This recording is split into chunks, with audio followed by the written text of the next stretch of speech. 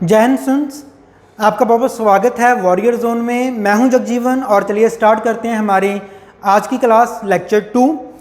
तो जैसे कि कल हमने बात की थी, हम तैयारी कर रहे हैं इंग्लिश की CDS के लिए, FCAT के लिए और इवन साथ साथ NDA के लिए भी। क्योंकि देखो जब इंग्लिश की बात आती है ना, तो एग्ज़ाम कोई सा भी हो डिफेंस स्टडीज़ में, हमने कल जैसे बात की थी कि सिर्फ जो हमारे क्वेश्चन की संख्या है वो कम या ज़्यादा हो सकती है। The numbering of question can be more और लेस, अदरवाइज जो टॉपिक्स हैं, जो उसका लेवल है वो ऑलमोस्ट हमेशा पेपर में सेम रहता है। और कल हमने इसी तहत एक बात की थी कि vocabulary that is the one of the most important part of English. और क्योंकि बहुत सारे जो बच्चे हैं ना, वो डरते भी इसी चीज़ से हैं कि सर हमारी ना वोकैबुलरी नहीं बिल्ड होती।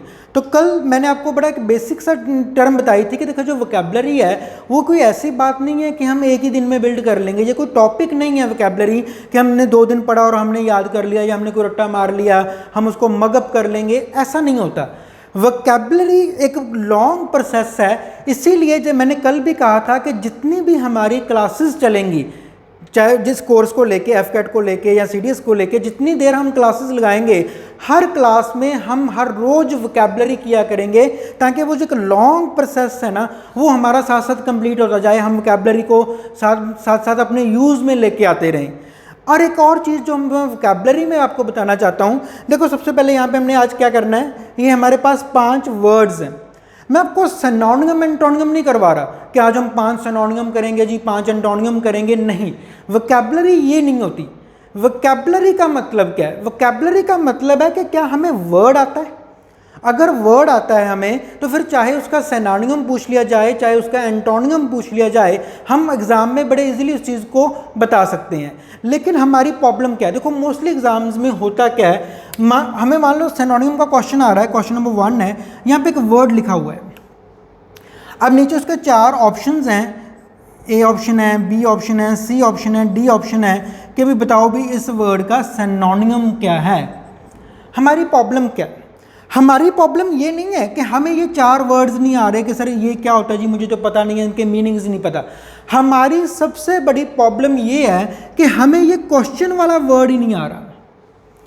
अब देखो कॉमन सी बात है, अब बच्चों अगर आप क्या करोगे, अगर आपको क्वेश्चन ही समझ नहीं आया तो इज इट पॉसिबल कि आप उसका आंसर दे पाओगे? तो सबसे बड़ी प्रॉब्लम वोकैबुलरी की आंसर्स में नहीं है, बड़ी प्रॉब्लम ये है कि हमें क्वेश्चन समझ आ रहा है कि नहीं आ रहा है। अब मान लो जैसे मैं आपको बेसिक बात बताता हूं, मैंने यहां पे लिखा टेबल।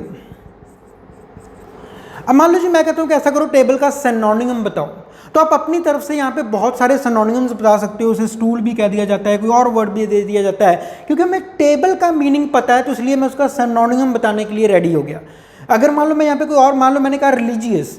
अब रिलीजियस हमें पता है कि रिलीजियस पर्सन कौन होता है, ठीक है, तो हम उसे अथीस्ट कह सकते हैं, अथीस्ट उसका एंटोनिम आ जाता है। तो जब ऐसी बात आती है ना, तो जब हम बात कर रहे हैं, मान लो मैंने कहा रिलीजियस, हमें वो वर्ड पता है कि रिलीजियस का मतलब क्या होता है। फिर मैं चाहे आपसे उसका सिनोनिम पूछ लूँ, चाहे आपसे उसका एंटोनिम पूछ लूँ, तो आपको दिक्कत नहीं होगी। लेकिन मान लो अगर किसी बच्चे को यही नहीं पता कि ये रिलीजियस क्या होता है, क्या वो उसका सिनोनिम बता पाएगा? क्या वो उसका एंटोनिम बता पाएगा? तो ये तो गलत हो जाएगा ना। तो जो हम प्रिपेयर कर रहे हैं, हम सिनोनिम्स को प्रिपेयर नहीं कर रहे, हम एंटोनिम्स को प्रिपेयर नहीं कर रहे, हम प्रिपेयर कर रहे हैं अपनी वोकैबुलरी को, हम प्रिपेयर कर रहे हैं अपने वर्ड्स को। अब जैसे मैंने यहाँ पे आपको 5 वर्ड्स करवाने हैं, तो इसी के सिनोनिम्स, इन्हीं के एंटोनिम हम पूरे कर लेंगे, तो ये गिनती में 10 बन जाएंगे। क्योंकि अगर आप 5 सिनोनिम अलग से याद करते, 5 एंटोनिम अलग से याद करते, तो उससे बेटर है कि वर्ड्स को याद करो, उन्हीं के सिनोनिम एंटोनिम हम एक साथ ही कर लेंगे। तो चलो स्टार्ट करते हैं। अब देखो सबसे पहला जो हमारा वर्ड है दैट इज एक्यूमेन। ये हमने कल भी बात की थी। एक्यूमेन, जब मैं आपको एग्जांपल्स दे रहा था, मैंने तब आपको ये वर्ड वहाँ पे करवाया था।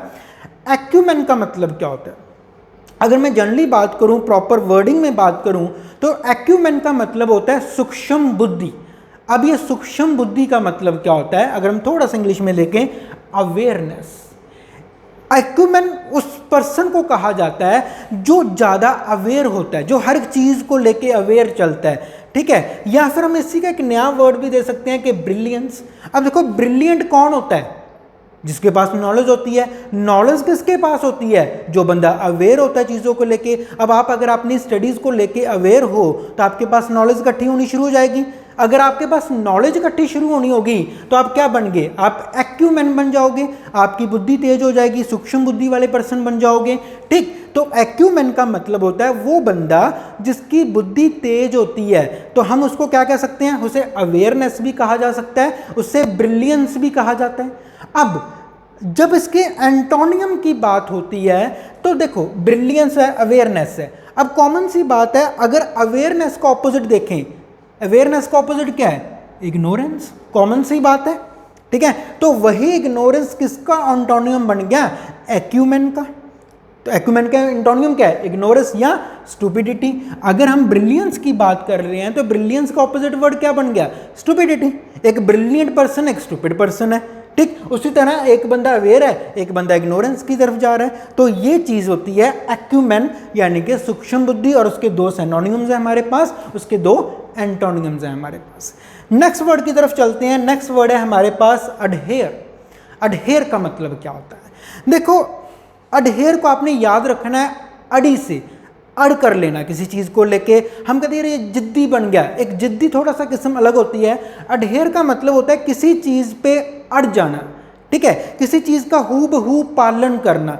जैसे कई बार रिलीजन वगैरह में होता है कि हम बड़े रिलीजन को बड़े नैरो माइंडेड होकर बड़ा फॉलो करते हैं, नहीं ये चीज़ ऐसी है जी, ऐसी है, मैंने तो ऐसे ही करना है। या कई बार जैसे छोटे बच्चे आपने देखा होगा कि वो टीचर को बड़ा उसको मानते हैं, चाहे वो घर वाले उसको कह भी रहे हैं भी नहीं ये टीचर ने तुम्हारा ऐसा भी हो सकता है, नहीं वो टीचर की बात पे अड़े रहते हैं। तो ये होता है अडहेयर, किसी चीज़ पे अड़ जाना। आपने अड़ से याद रखना है, अडहेयर अड़ जाना किसी चीज़ पे, किसी चीज़ की हूबहू पालना करनी। तो वो क्या आ गया, कंप्लाई। कंप्लाई का मतलब भी क्या होता है, सेम वही, किसी चीज़ के साथ वैसे ही चलते रहना, या फिर ऑब्जर्व करना, उस चीज़ को ऑब्जर्व करना, उसको एज इट इज़ उसको लेके चलना, तो दैट इज़ कंप्लाई और ऑब्जर्व। अब जब आप किसी चीज़ को अड़े हुए हो, उसका पालन कर रहे हो, तो उसका ऑपोजिट क्या होगा, उसका ऑपोजिट क्या होगा, उसको कंडेम करना। हम कहते हैं ना इस बंदे ने जो रूल्स हैं, ऑफिस के रूल्स हैं, उनकी कंडेमनेशन की है। कंडेमनेशन का मतलब क्या है कि उसने रूल्स को फॉलो नहीं किया, उसने रूल्स को पालना नहीं की। अब देखो फॉलो एक वर्ड जैसे मैंने अभी आया, तो अडहेयर को हम फॉलो भी कर सकते हैं, पालन करना यानी कि उनको फॉलो करना। ठीक है, तो कंडेम करना यानी कि उनको डिसफॉलो कर देना, उसको डिसज्वाइन कर देना किसी चीज़ को। तो ये क्या होगी हमारे एंटोनिम्स, किस चीज़ के लिए, अडहेयर के लिए। अडहेयर का मतलब क्या था, अड़े रहना, और अड़े रहना यानी कि कंप्लाई करना या ऑब्जर्व करना, और ऑपोजिट क्या हो गया उसका, कंडेम करना या फिर उस चीज़ को डिसज्वाइन कर देना। चलो थर्ड वर्ड की तरफ बढ़ते हैं, अबॉलिश। अबॉलिश का मतलब क्या होता है, अबॉलिश का मतलब होता है खत्म कर देना, समाप्त कर देना, नष्ट कर देना, किसी चीज़ को गिरा देना, अबॉलिश कर दिया जी। ठीक है, तो अबॉलिश यानी कि एब्रोगेट या फिर get rid of. Get rid of का मतलब क्या होता है, छुटकारा पा लेना। ठीक है, मान लो आपके कई बार क्या होता है, जैसे मान लो हम मार्केट में जा रहे हैं, आपके पैर के साथ कोई चीज़ चिंगम लग गई है या कोई लिफाफा आपके पैर के साथ अड़ गया है, तो हम क्या करते हैं, उसको ऐसे करते हैं ना, हटाते हैं, पैर ऐसे मारते हैं, हाथ ऐसे हटाते हैं, गेट रिड ऑफ, छुटकारा पा लेना। तो अबॉलिश का मतलब होता है अबॉलिश कर देना, यानी कि किसी चीज़ को नष्ट कर देना, ख़त्म कर देना, उससे छुटकारा पा लेना। तो उसका सिनोनिम क्या बना हमारे पास, एब्रोगेट करना या गेट रिड ऑफ। अब अगर एक तो है किसी चीज़ को ख़त्म करना, तो उसका सिनोनिम तो हो गया भी, चलो ठीक है, छुटकारा पा लिया, ख़त्म कर दिया, नष्ट कर दिया। अब आपने आप बताओ एंटोनियम क्या होगा, उस चीज़ को दोबारा से हासिल करना या बनाना। ठीक है, तो वो क्या आ गया, सेटअप करना। एक आप क्या कर रहे हो, किसी चीज़ को गिरा रहे हो, एक आप क्या कर रहे हो, उसका एक नया सेटअप कर रहे हो, आप उसे इस्टेब्लिश कर रहे हो। ठीक है, अब देखो जब आपको ये वर्ड समझ आ गया कि एबॉलिश का मतलब क्या है, फिर सिनोनिम एंटोनियम बताना कोई टफ बात नहीं है हमारे लिए, बड़ा इजी है। मैंने पहले कहा था, कल ही कहा था, वोकैबुलरी बड़ी इजी चीज़ है, अगर आप इसको समझ के करोगे, रट्टे मारोगे फिर नहीं आने वाला। ओके, नेक्स्ट वर्ड की तरफ चलते हैं, अबैश। अबैश का मतलब क्या होता है, अबैश आपने थोड़ा सा याद रखना भी, अब बस करो यार, मैं बहुत शर्मिंदा हो गया, अब बस। अबैश किसी को शर्मिंदा करना, बेसिकली अबैश का मतलब क्या होता है, किसी को शर्मिंदा करना, किसी को एम्बैरस फील करवाना, उसे कहते हैं अबैश। कई बार ऐसा होता है ना, मान लो जैसे हमारे मान लो नंबर कम आए या हमारा टेस्ट था, हम उसमें प्रॉपर अपना स्कोर नहीं कर पाए, तो हमारे टीचर कई बार क्या होता है भी हमें बड़ा शर्मिंदा करते हैं क्लास के सामने खड़े होके। हम मन ही मन सोच रहे हैं बस करो अब सर, बस करो जी, बहुत हो गया, अब तो शर्म आने लगी है, अब बस करो। That is called abash. अब बस करो, मुझे शर्म आ रही है, अबैश। ठीक, तो वो क्या हो गया, फिर उसका सिनोनिम क्या है। अब शर्मिंदा होना क्या होता है, डिस्कंसर्ट होना या फिर रैटल होना। रैटल भी क्या होता है कि अपने आप को दूसरों की नज़रों में सामने कह लो झुका हुआ महसूस करना, उसे रैटल कहते हैं, डिस्कंसर्ट करना या रैटल करना। अब उसी चीज़ को अगर हम ऑपोजिट में लेके चलें, एक बंदा वो है जो आपको बेइज्जत कर रहा है, ठीक है, जो बार बार आपको बेइज्जत कर रहा है। एक बंदा वो है जो आपको ऊपर उठा रहा है। मान लो कई बार कुछ टीचर्स ऐसे भी होते हैं, मान लो अगर आपके नंबर कम आए हैं तो वो बजाय इसके कि आपको वो बेइज्जती आपकी करते हैं कि सारे क्लास में खड़े होकर ऐसा करते हैं, वो आपको मोटिवेट करते हैं। अबैश में क्या हुआ कि उस बंदे ने क्या किया, आपको शर्मिंदा कर दिया, लेकिन उसके ऑपोजिट में क्या हो गया, उस बंदे ने आपको अप होल्ड कर दिया, अप कर दिया। ठीक है, आपको फील हुआ भी यार मेरे नंबर कम आए, लेकिन टीचर ने आपको और शर्मिंदा नहीं किया, वो टीचर आपको और ऊपर ले गया, वो डिस्कम्पोज कर गया आपको। यानी कि कई बार होता है ना हौसला देना भी, चलो कोई बात नहीं, इस बार नंबर कम आए हैं, कोई बात नहीं, अगली बार मेहनत करना और ज़्यादा नंबर आ जाएंगे, जितनी भी तुमने मेहनत की है अच्छी है, लेकिन अभी कम है, और ज़्यादा मेहनत करो। किसी बंदे को ऊपर लेके आना, उसको शर्मिंदा नहीं करना, उसको ऊपर लेके आना क्या हो गया फिर उसका एंटोनिम, अप होल्ड या डिस्कम्पोज करना। Okay, the last word for the vocabulary is abound. Abound का मतलब क्या होता है, अबाउंड यानी कि अबंडेंस, भरपूर मात्रा में। ठीक है, एक होता है अबंडन, वो खंडर, वो अलग बात है। अबाउंड, अबाउंड अबंडेंस से बना हुआ वर्ड है। अबाउंड का मतलब होता है बहुत ज़्यादा मात्रा में होना, एक बड़ी संख्या में होना। तो बड़ी ज़्यादा संख्या में होना का मतलब क्या है, फ्लरिश। फ्लरिश क्या होता है, बहुत ज़्यादा फैला हुआ, या फिर प्रोलिफरेट। प्रोलिफरेट का मतलब भी क्या होता है, भरपूर मात्रा में होना। तो कॉमन सी बात है, जब मैंने आपको एक वर्ड बता दिया कि भाई अबंडन, अबंडन का मतलब है बहुत सारी मात्रा में, तो वो क्या होता है फिर, फ्लरिश होना या फिर प्रोलिफरेट होना। और उसका ऑपोजिट क्या है, देखो ऑपोजिट क्या होता है, डेफिशिएंट। अब डेफिशिएंट कॉमन वर्ड है जो आपने हर बार सुना होता है। हम कहते हैं ना इसमें ना ये विटामिन की डेफिशिएंसी आ गई, ये मिनरल्स की डेफिशिएंसी आ गई। यानी कि डेफिशिएंसी का मतलब क्या है, उस चीज़ का कम हो जाना। अगर अबाउंड बहुत ज़्यादा था तो उसका ऑपोजिट क्या है, कम होना। तो ये क्या हो गया, डेफिशिएंट यानी कि कमी आ जाना, या फिर डेस्टिट्यूट। डेस्टिट्यूट का मतलब भी क्या होता है, कमी होना किसी चीज़ की। ठीक है, तो ये 5 वर्ड्स हैं हमारे आज के लिए सिनोनिम एंटोनिम बेसिस पे।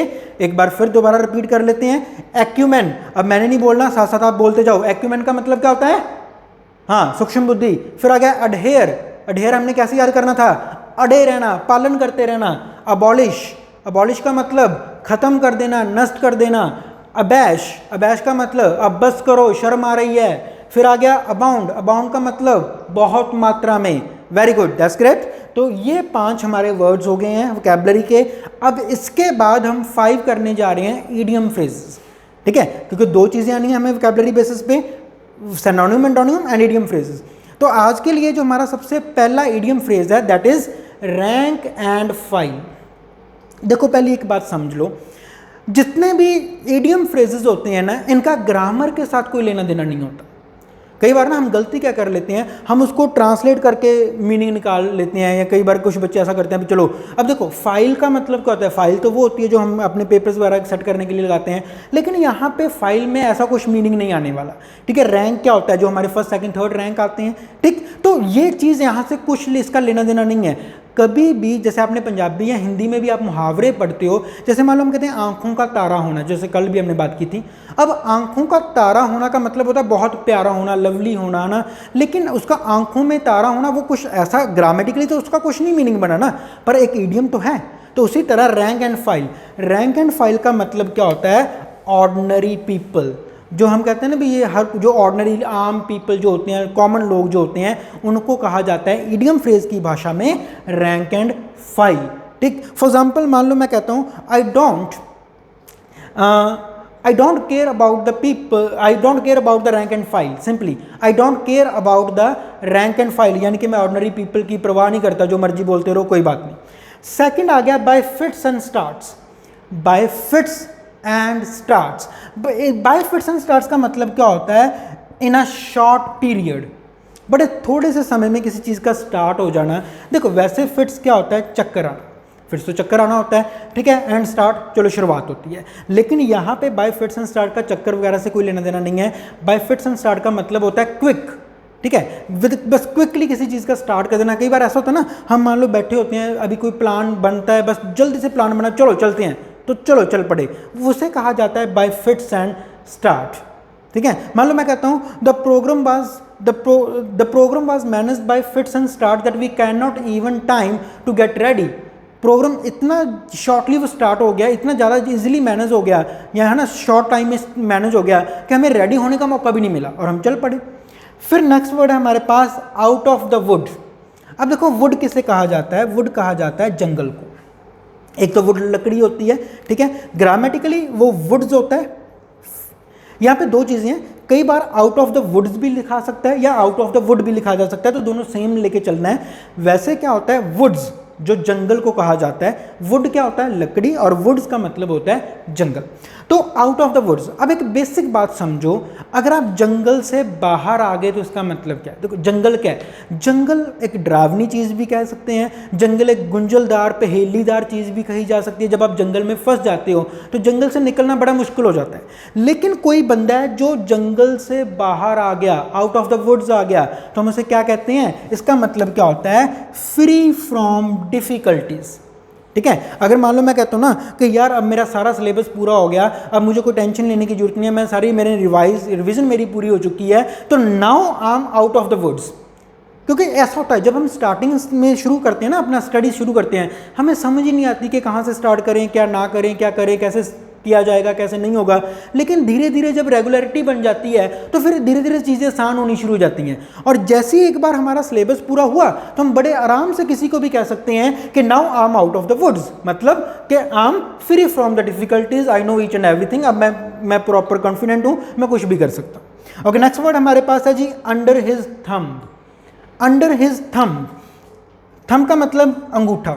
हम अंडर हिज थंब का मतलब पहले मैं बता देता हूँ, इसका मतलब होता है अंडर हिज कंट्रोल, किसी के कंट्रोल में चीज़ों का होना। पर ये वर्ड देखो कहाँ से आया। देखो चलो आजकल तो क्या होता है भी, जब भी हम सिग्नेचर करने लग गए ना, आपने पहले भी सुना, जैसे आपके दादा हैं, परदादा है, तो वहाँ पे अंगूठे चलते थे, वो पढ़े लिखे नहीं थे, उनके अंगूठे चला करते थे। तो अब क्या होता था, हम कहते यार जो मर्जी कर लो, अंगूठा था उससे तो ही लगना ना। अब जो मर्जी कर लो, अंगूठा तो उसी का लगना है। अभी आप जो मर्जी करते रहो, हमारे तो कंट्रोल में कोई चीज़ है ही नहीं। एट द एंड हर चीज़ का कंट्रोल कहाँ पे है, वो बंदा जिसका थंब इम्प्रेशन लगना है। तो इसका मतलब क्या हुआ, अंडर हिज थंब का मतलब है कि सारी जो सिचुएशन है वो उसके कंट्रोल में है, अंडर हिज कंट्रोल, ठीक है। मान लो मैं कहता हूँ all the financial matters, all the financial matters are under his thumb. जितने भी फाइनेंशियल मैटर्स हैं वो सारे के सारे उसके कंट्रोल में है, यानी कि अंडर हिज थंब है। नेक्स्ट आ गया at one's wits end. Wits का मतलब क्या होता है, आपकी जो समझदारी होती है, जो आपकी बुद्धि होती है। तो एट वंस विट्स एंड, यानी कि जब बुद्धि खत्म हो जाती है, समझदारी खत्म हो जाती है। देखो एक तो ये चीज़ था एक्यूमेन, स्टुपिडिटी, इग्नोरेंस। ये स्टुपिडिटी या इग्नोरेंस वाली बात नहीं है। ये क्या, कई बार ना हम, आपने पंजाबी या हिंदी में एक फ्रेज़ वो सुना होगा कि तुम्हारी अकल क्या घास चरने गई थी।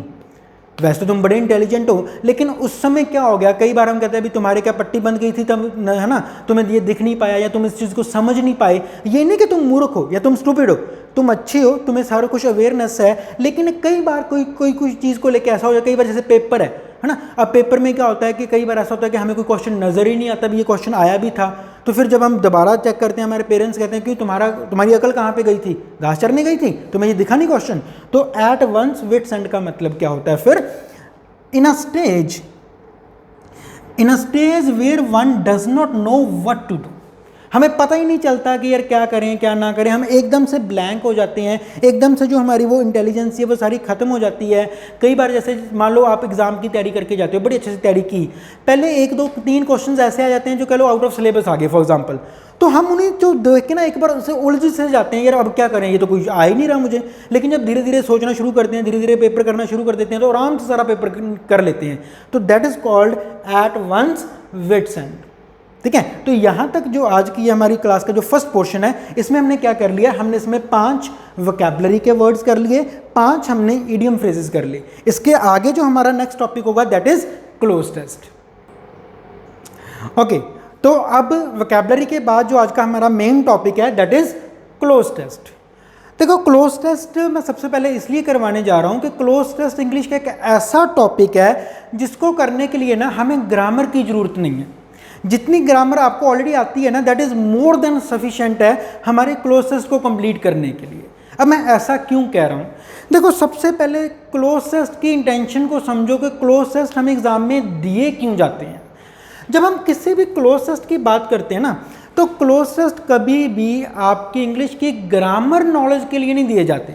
ये याद रखना, cloze test are not for the grammar test, ठीक है। ये क्लोज टेस्ट ग्रामर टेस्ट नहीं होता आपका। क्लोज टेस्ट क्या होता है, basically it's a understanding test. How you understand the English language is all about the cloze test. क्योंकि जब हम बात करते हैं ना ग्रामर की, ठीक है, तो इंग्लिश में ग्रामर में क्या जाता है, जैसे आपको स्पोर्टिंग एरर्स आएंगी, आपकी फिल इन द ब्लैंक्स आएंगी, ये थोड़ी बहुत ग्रामेटिकल बेसिस होते हैं। स्पोर्टिंग एरर्स हैं ये सारे ही ग्रामर बेसिस पे होते हैं, वहाँ पे आपको नाउन, प्रोनाउन, एडजेक्टिव, आर्टिकल, ये सारी चीज़ें आएंगी। लेकिन क्लोज टेस्ट क्या है, क्लोज टेस्ट का ग्रामर से लेना देना नहीं होता। क्लोज टेस्ट का लेना देना है हमारी अंडरस्टैंडिंग पावर से कि क्या आपको इंग्लिश की अंडरस्टैंडिंग पावर है कि नहीं है। तो जो बच्चे इसको ग्रामर बेस पे बना के चलते हैं ना वो मोस्टली गलत करके आएंगे, ठीक है। कैसे, देखो हमेशा क्लोज टेस्ट में आपने 2 चीज़ों का ख्याल रखना है। हम 2 स्टेप से चलते होते हैं क्लोज टेस्ट। अब जो बिल्कुल बच्चे बिल्कुल ही नए हैं, पहले मैं उनके लिए बता दूं कि असल में क्लोज टेस्ट होता क्या है। Cloze test basically is a comprehension, ठीक है। एक पैसेज होता है हमारे पास, उस पैसेज में क्या होता है कि एक पैसेज है उसमें ब्लैंक्स दी जाती हैं और हमने उन ब्लैंक्स को फिल करना होता है विद द एप्रोप्रिएट वर्ड, ठीक है।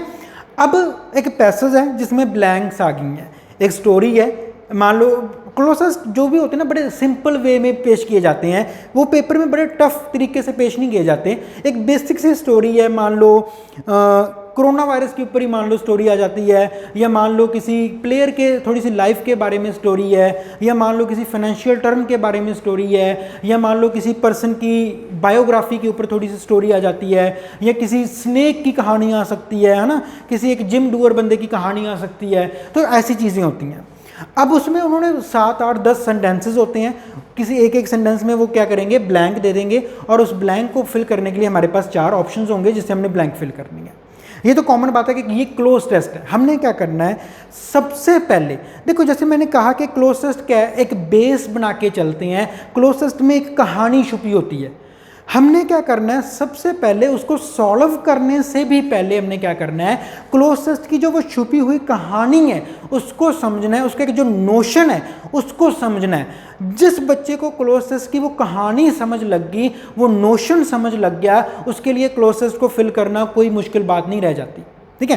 क्योंकि अगर आपको पता होगा ना यार ये कहानी इस चीज़ पे चल रही है, तो आप अपने गेसिंग पावर से ही उस क्लोज टेस्ट को फिल करते जाओगे। हाँ, किसके ऊपर ये आएगा, इसके बाद ये आएगा, ये आएगा, यहाँ पे ये आना चाहिए, वो आना चाहिए, ऐसी चीज़ें चलती रहती हैं, ठीक है। कैसे, तो सबसे पहले जो स्टेप 1 है क्लोज टेस्ट को कंप्लीट करने के लिए वो है रीड द पैसेज। अच्छे से आपने पैसेज को रीड करना है। आपने ये नहीं कि पहले ऑप्शंस को चेक कर लेना जी, पहले ये कर लेना, वो करना, कुछ नहीं करना। बहुत सारे टीचर्स आपको ये कहेंगे कि बार पहले ऑप्शंस अपने माइंड में रख लो, फिर क्लोज टेस्ट पढ़ना शुरू कर दो, फिर आप फिल करते रहो। नहीं, ऐसे क्या होगा कि आपका जो ध्यान है ना वो आंसर्स को फिल करने में लग जाएगा, ठीक है। आप कहानी को नहीं समझोगे। सबसे गलत बात क्या हो जाती है, जब हम आंसर फिल करना शुरू कर देते हैं ना तो हम क्या करते हैं, सिर्फ उसी सेंटेंस तक सीमित रह जाते हैं। हम उस सेंटेंस के लिए तो वो जो ऑप्शन है वो सही फिल कर देते हैं, लेकिन जब उसको सारे पैसेज के साथ रिलेट करते हैं तो हमारा वो सेंटेंस बाद में गलत हो जाता है। तो आपने वो चीज़ नहीं होने देनी कि आप एक सिंगल सेंटेंस तक सीमित नहीं हो, आपने वो सारी कहानी पढ़नी है। तो सबसे पहले क्या करना है, आपने पैसेज को अच्छे से रीड कर लेना है, उसकी जो स्टोरी है वो अपने माइंड में रख लेनी है कि ये कुछ इस तरह की बात चल रही है, ठीक है।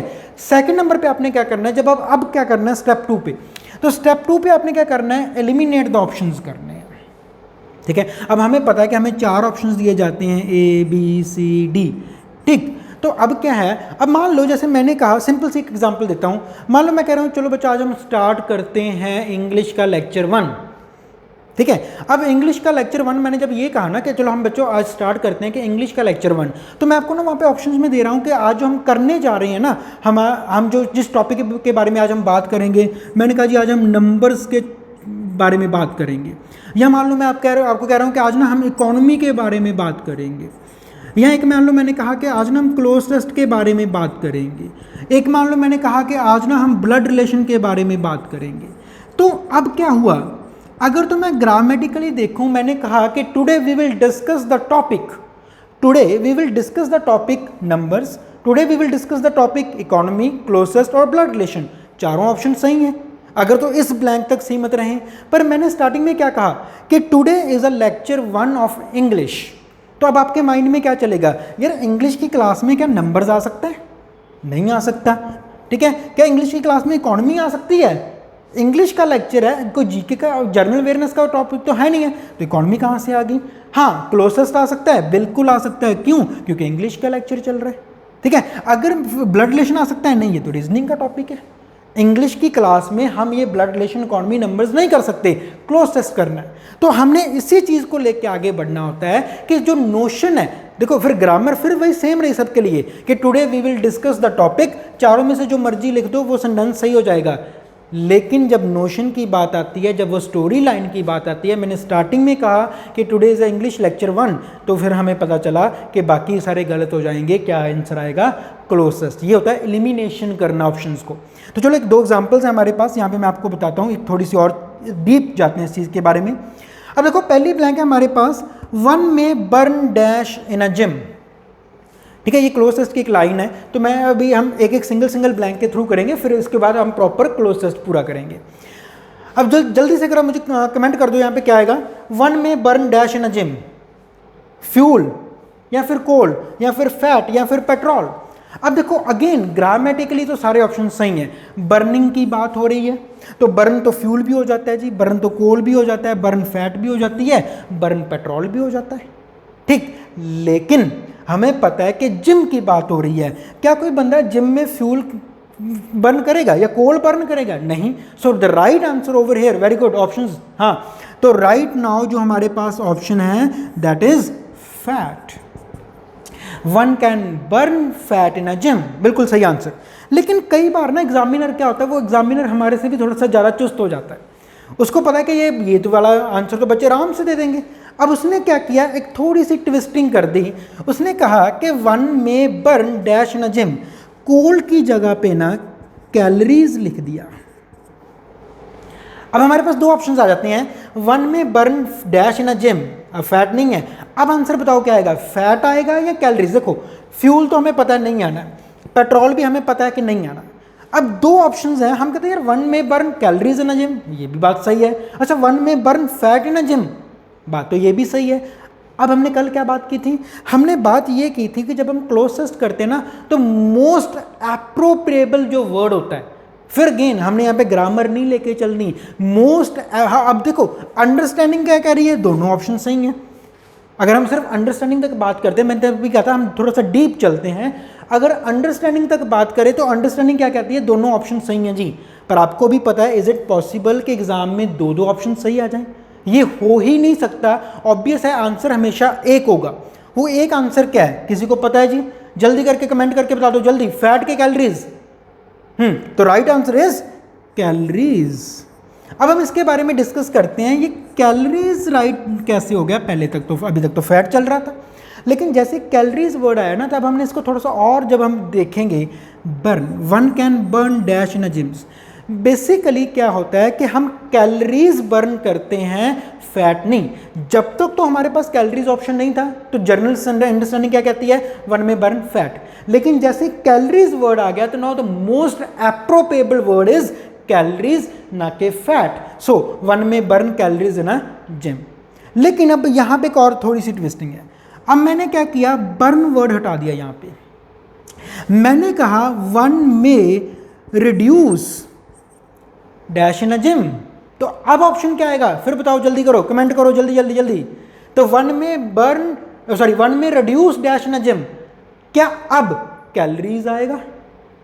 अब रिड्यूस क्या किया जाता है वेट जिम में जाके, कैलोरीज के फैट? फैट को रिड्यूस किया जाता है, तो 1 में रिड्यूस, अब आ गया फिर से फैट एनर्जी। बात समझ रहे हो? इसमें आपको ग्रामर नहीं चाहिए, इसमें सिर्फ आपको एक बेसिक अंडरस्टैंडिंग चाहिए अपनी, कि आपकी अंडरस्टैंडिंग कैसे काम कर रही है। आपकी जो बेसिक जनरल नॉलेज है, जो आपकी बेसिक अंडरस्टैंडिंग होती है, हमारी अवेयरनेस होती है, वो किस लेवल तक है कि आपको ये चीज़ समझ आ रही है। चलो नेक्स्ट हम आपको ऑप्शन देखते हैं। I have dash to gym, I have dash to gym. अब ये एक और चीज़ होती है, देखो हमें पता है कि यहाँ पे हैज़ हैव लगा हुआ है। अब अगर थोड़ा सा ग्रामेटिकल एस्पेक्ट से लेके चलते हैं इस चीज़ को, हमें पता है हैज़ हैव लगा है, और सबको पता है कि हैज़ हैव के साथ कौन सी वर्ब यूज होती है। जल्दी करो, कमेंट करो, हैज़ हैव के साथ कौन सी वर्ब यूज होती है? थर्ड। Very good. तो जो थर्ड वर्ब देखना है अब हमने, हैज़ हैव है, और कुछ चेक करने की जरूरत नहीं, हमें पता है हैज़ हैव है, थर्ड वर्ब आनी है। तो क्या गो आंसर आएगा? नहीं, गो तो आ नहीं सकता। क्यों? गो तो फर्स्ट फॉर्म है। क्या गोन आएगा? बिल्कुल सही, गो वेंट गोन। गोन क्या होती है? Third form. So I have gone to gym. लेकिन आपने यहीं पे खत्म नहीं कर देना भी हमें आंसर मिल गया, एक बार आगे भी चेक कर लो, जैसे मैंने यहाँ पे कहा था, ठीक है ना। कई बार क्या होता है कि एंड तक जाते थे हमें पता चलता है भी नहीं यार ये चीज़ भी तो थी। तो गोन हमें लगा कि गोन आंसर है, हमने इसको टिक कर दिया। क्या गोइंग आ सकता है? Have plus ING? नहीं, नहीं आ सकता। क्या गोज आ सकता है? नहीं, एस लगा हुआ है फर्स्ट फॉर्म के साथ, ये भी नहीं आ सकता। So the right answer is gone. I have gone to gym. Okay, तो अगर हम बात करते हैं क्लोज टेस्ट की, तो ये क्लोज टेस्ट है हमारे पास, यहाँ पे 10 नंबर का क्लोज टेस्ट है। ये ब्लैंक्स हमारे पास विदाउट वाटर, यहाँ पे ये फर्स्ट ब्लैंक है, फिर ये सेकंड ब्लैंक है, then we have a third blank, fourth, fifth, sixth, seventh, eighth and ninth.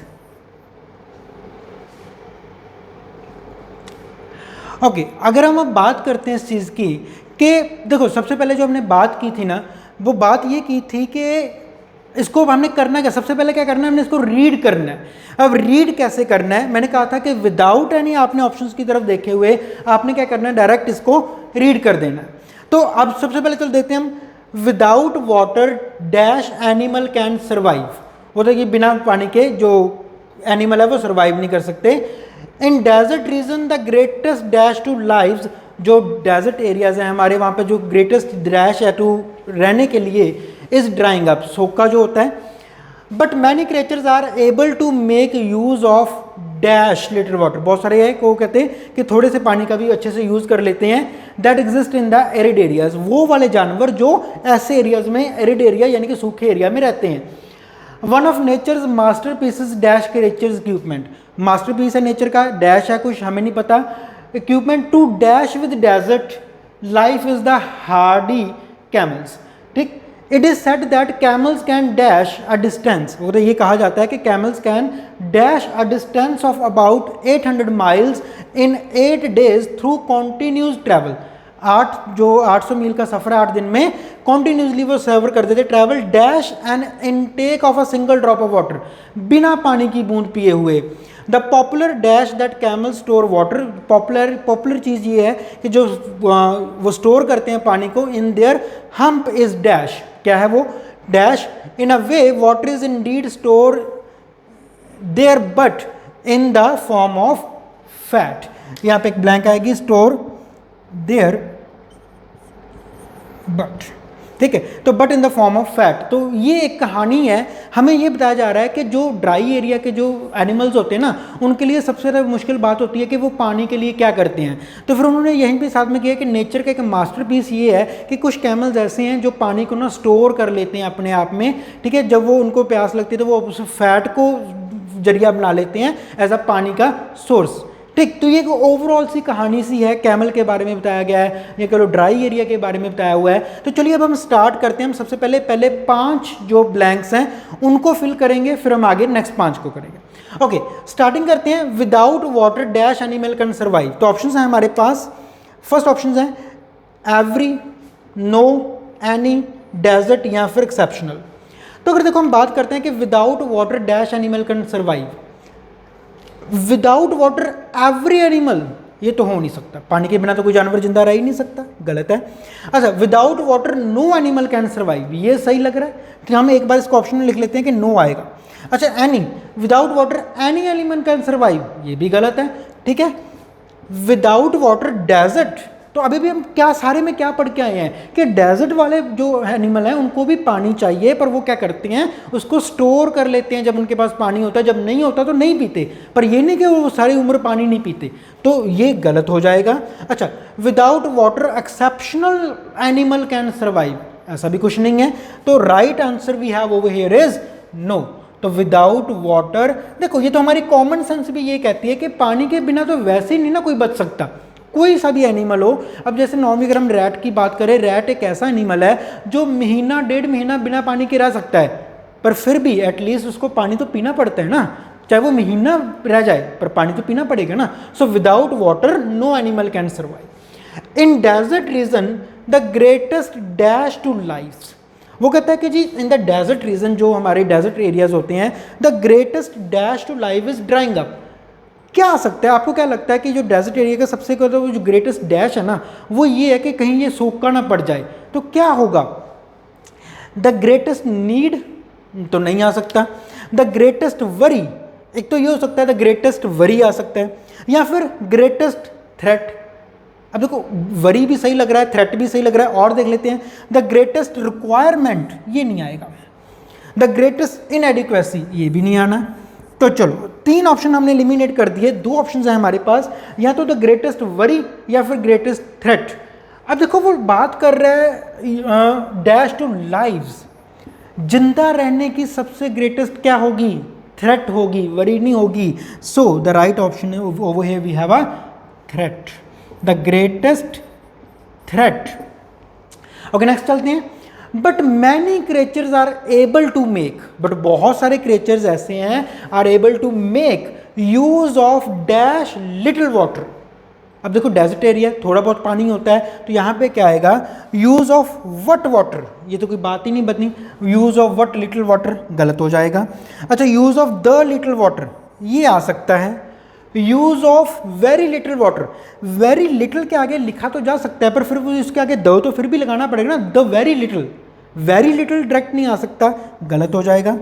आगे देखते हैं, use of that little water, ये कहीं ना कहीं थोड़ा सा आ सकता है। Use of extremely little water, नहीं, लिटिल जब खुद ही लिटिल वर्ड यूज हो गया तो हमें एक्सट्रीमली कहने की जरूरत नहीं होती। तो अब 2 ऑप्शंस हैं, use of the little water that exist in arid area. तो अब यहाँ पे हम अगर पहले से दोबारा दैट लिख देंगे, use of that little water that exist, ये गलत हो जाएगा, हम 2 बार दैट नहीं लिखेंगे, तो यहाँ पे दैट ऑप्शन नहीं आएगा, the right answer will be the. Use of the little water, जितना भी थोड़ा बहुत, द लिटिल मतलब का मतलब क्या होता है, जितना भी थोड़ा बहुत है, use of the little water that exist in arid areas.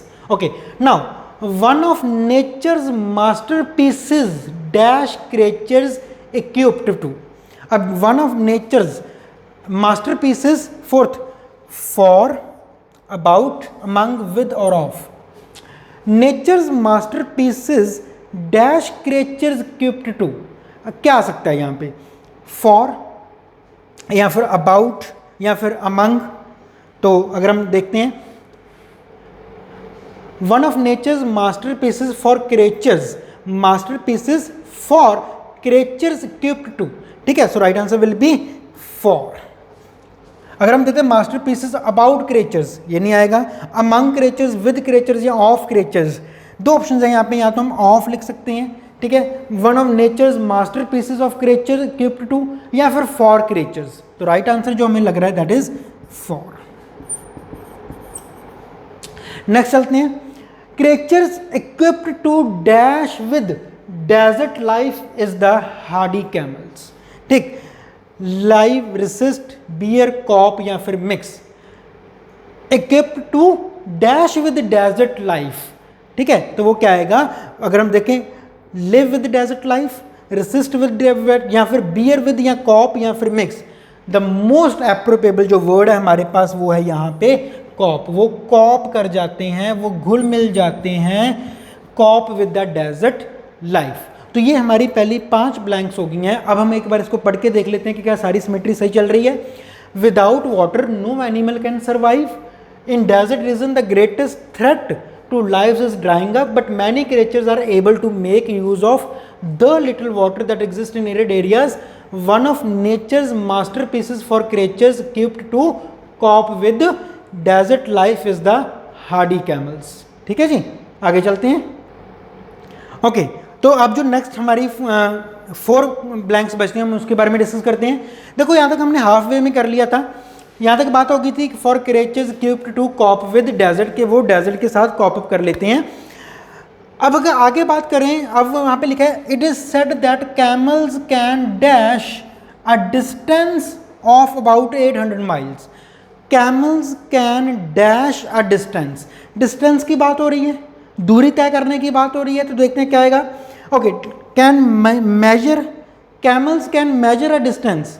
देखो मेजरमेंट जो है वो बाय द ह्यूमन होती हैं, बाय द एनिमल नहीं होती, वो मेजर नहीं कर सकते.